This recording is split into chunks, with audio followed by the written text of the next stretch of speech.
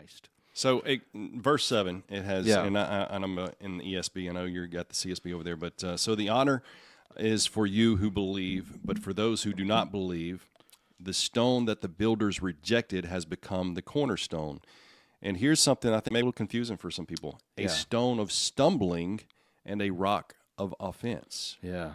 So in your words, explain that. Yeah, we talked about that a lot Sunday morning, and it was a fascinating study to me. And I've kind of always wondered that, why is it that, why did people reject Christ? Is one part of the question, because he was perfectly loving, perfectly compassionate. He gave the perfect wise answer to every question that was ever asked, never disobeyed his parents, never was disrespectful to somebody in a sinful way. And so there's one question, like, why did they reject Jesus? And then why does the Bible say that he was a stone to stumble over? So we really delved into that this Sunday. And it's interesting, the Greek word that is used, this is in verse 8, says he's a stone to stumble over and a rock to trip over.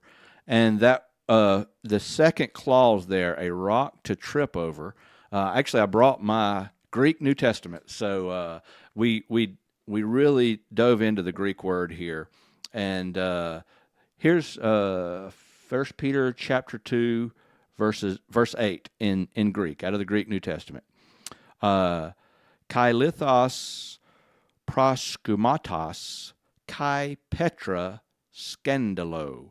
And so the phrase there where it says he's a rock to trip over is the phrase petra, which means rock, which we think of Peter. We think of, something that is petrified has turned into stone. And then the word scandalon or scandalou is a form of the word scandalon. And so it literally says that Jesus was a scandal to a lot of people who reject him. And the original intent or the original meaning of that Greek word, one of the meanings is he's somebody that is offensive to your moral compass or your moral feelings. Yeah.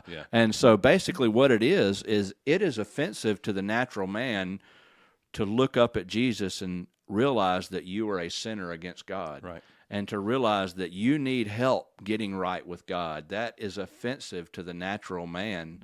And so that's one of the reasons, I guess the primary reason that they rejected Christ was he told them, you're a sinner, you are sinful in the eyes of God, and there's nothing you can do to be good enough to earn your salvation. And so having that understanding really helped me understand this passage in a better way. Yeah, and it's amazing how the closer we get to that cornerstone, the more we do feel like we trip a lot. Yeah, yeah. And that word is used all throughout the New Testament in terms when speaking about Christ and the cross and the gospel. And so you'll hear sometimes in theology the scandal of the cross.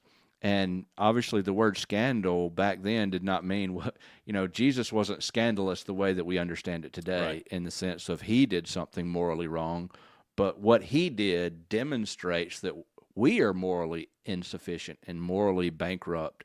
And I thought we read this Sunday, but in 1 Corinthians, the Apostle Paul says that we preach Christ crucified, a stumbling block to the Jews and foolishness to the Gentiles. And once again, you ask the question, if the gospel is a stumbling block to Jews and is foolishness to Gentiles, then why would we preach the gospel? You're like, this doesn't make sense to me. And he uses the same word, scandalon, there. And then the very next verse, he explains that the wisdom of God is wiser than our foolishness, and the strength of God is stronger than our weakness. And so basically, Paul is trying to tell us that it may not make sense to you, but this is the way that God set it up to work. And the gospel, though it is offensive to people, it is necessary for their salvation. And when you preach the gospel, many people will believe. Some people are going to get offended and turn away, but a lot of people are going to believe and get saved. Right.